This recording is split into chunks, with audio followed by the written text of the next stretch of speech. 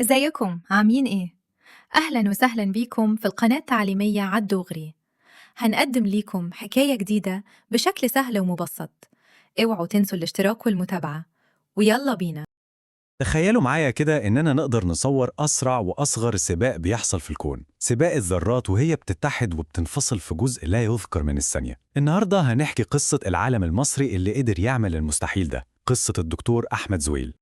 طيب، القصة كلها بتبدأ بسؤال واحد بسيط لكنه حير العلماء لقرون طويلة.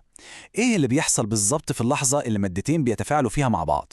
يا ترى ممكن نتفرج على الرقصة دي وهي بتحصل، رقصة الجزيئات وهي بتتكون وبتتكسر قدام عينينا مباشرة؟ الإجابة على السؤال ده بقى ما كانتش مجرد اكتشاف علمي جديد، لأ، دي كانت ثورة علمية بحالها. واللي كان ورا الثورة دي هو بطل قصتنا النهاردة، الدكتور أحمد زويل. العقل اللي قدر يجاوب على سؤال كان شبه مستحيل.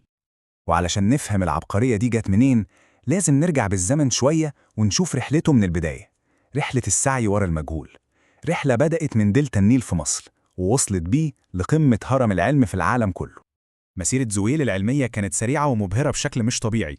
اتولد في دمنهور سنة 46، بعدها ب21 سنة بس سنة 67 اتخرج بمرتبة الشرف من جامعة الإسكندرية، ومن هنا طموحه خده على أمريكا، وفي 74 كان مع الدكتوراه.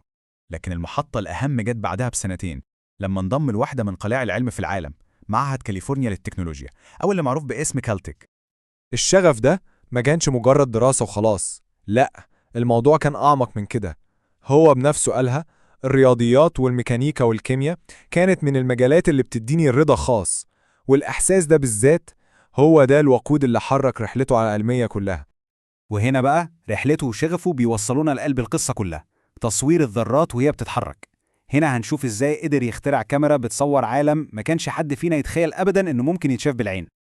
بصوا، لقرون وقرون اللحظة اللي بيحصل فيها التفاعل الكيميائي اللي العلماء بيسموها الحالة الانتقالية كانت عاملة زي الصندوق الأسود المقفول. يعني العلماء كانوا عارفين إيه المكونات اللي بيبدأوا بيها وعارفين إيه المنتج النهائي اللي بيطلع، لكن إيه اللي بيحصل في النص بالظبط ده كان لغز كبير جدا. وهنا بقى بتظهر عبقرية زويل اللي غيرت كل حاجة. هو مش بس حل اللغز، لأ، ده اخترع علم جديد بالكامل من الصفر عشان يحله، علم كيمياء الفيمتو. فكرته كانت إنه يستخدم نبضات ليزر فائقة السرعة عشان يصور التفاعلات دي في زمن اسمه الفيمتو ثانية. طيب يعني إيه فيمتو ثانية؟ تخيلوا معايا، دي جزء واحد من مليون مليار جزء من الثانية، رقم صغير لدرجة إن العقل تقريبا ما بيقدرش يستوعبه. وعلشان بس نحاول نستوعب الرقم ده عامل ازاي، اسمعوا المقارنة المذهلة دي. نسبة الفيمتوثانية للثانية الواحدة هي بالظبط نسبة الثانية الواحدة ل 32 مليون سنة. متخيلين الدقة؟ بنتكلم في مستوى تاني خالص من التحكم في الزمن. طب السؤال بقى، ازاي قدر يعمل المعجزة دي؟ الإجابة كانت في أسرع كاميرا في العالم.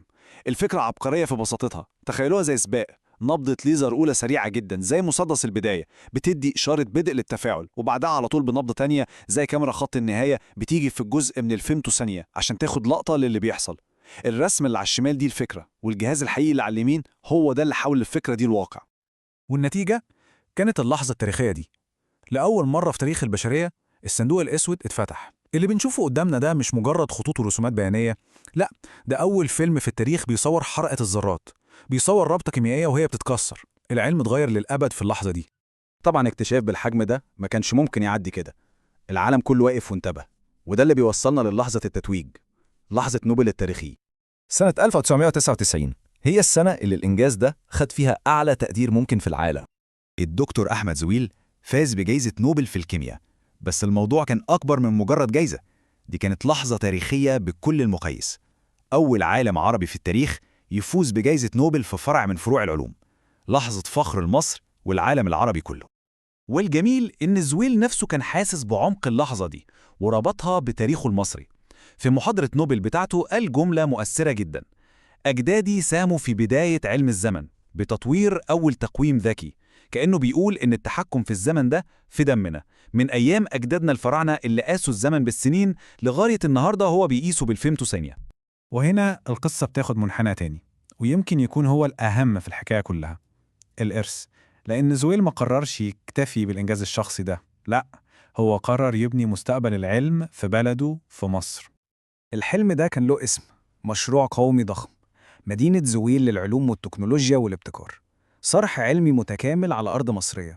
والمدينة دي مش مجرد كلام أو حلم، دي واقع وأرقام على الأرض بتتكلم عن نفسها. أكتر من 1000 منحة للطلاب المتفوقين، 12 براءة اختراع مسجلة بتخدم أهداف استراتيجية للبلد، وحوالي 850 بحث علمي منشور في أقوى المجلات العالمية. ده غير ابتكارات حقيقية بتلمس حياة الناس زي ضمادات ذكية لمرضى السكر وطرق للكشف المبكر عن فيروس سي. والأهم 90% من الخريجين بيشتغلوا في أول 3 شهور. دي مش مجرد جامعة، ده مصنع للعقول والمستقبل.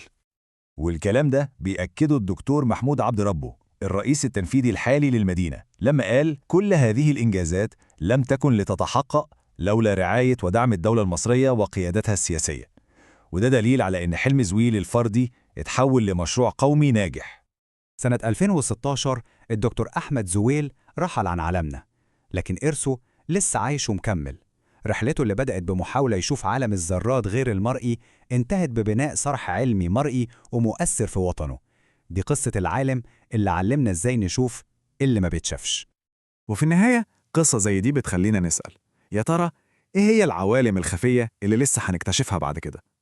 الباب اللي فتحه زويل واسع قوي ولسه بيكشف عن أسرار جديدة كل يوم.